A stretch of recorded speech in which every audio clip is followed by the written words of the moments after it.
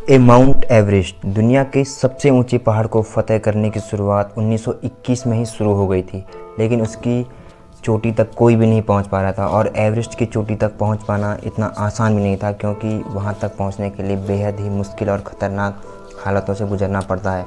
क्योंकि 29,028 फीट की इस चोटी के बीच रास्ते में बहुत से प्रकार के डेथ जोन, जिस डेथ जोन को क्रॉस करने के लिए मरने की प्रोबेबिलिटी बहुत ज़्यादा हो जाती है। इस मिशन में कई लोग फेल हुए तो कई लोगों ने अपनी जान तक दे दी, और आज भी कई माउंटेनियर की डेथ बॉडी वहां पर पड़ी हुई है, जो लगभग 80 से 90 साल तक पुरानी है।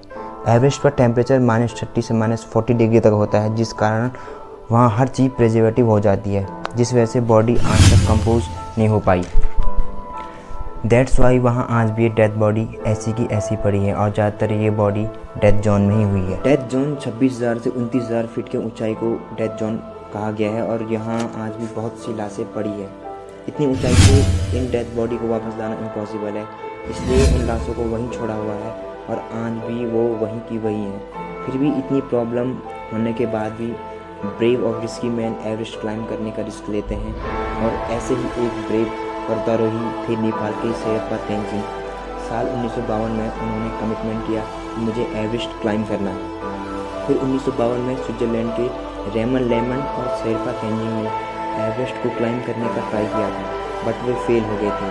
वे ऑलमोस्ट पूरे एवरेस्ट पर चढ़ गए थे, लेकिन बहुत हार्ड वेदर और चैलेंजिंग टास्क के कारण उन्हें गिव अप करना पड़ा था। सिर्फ 1000 फीट की दूरी से उन्हें वापस अपने बेस कैंप लौटना पड़ा।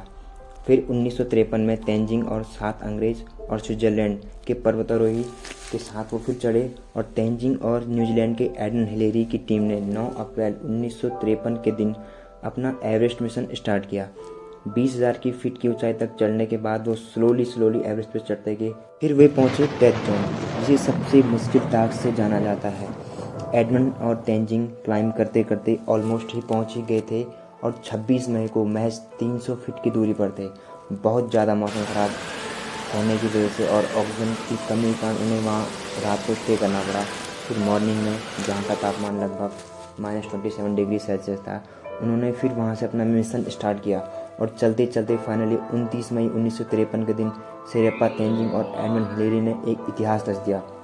सुबह के 11:30 में वो सबसे पहले उस जगह पहुँचे जहाँ तक उस समय कोई भी नहीं पहुंच पाया था। 29,028 फीट यानी कि 8,848 मीटर की ऊंचाई उन्होंने पार कर ली थी, और एक इतिहास रच दिया था। तो ये है एवरेस्ट का एक सुनहरा इतिहास। आइए अब हम जानते हैं कि कैसे हम माउंट एवरेस्ट पर क्लाइंब कर सकते हैं, इसकी क्या क्या रिक्वायरमेंट है।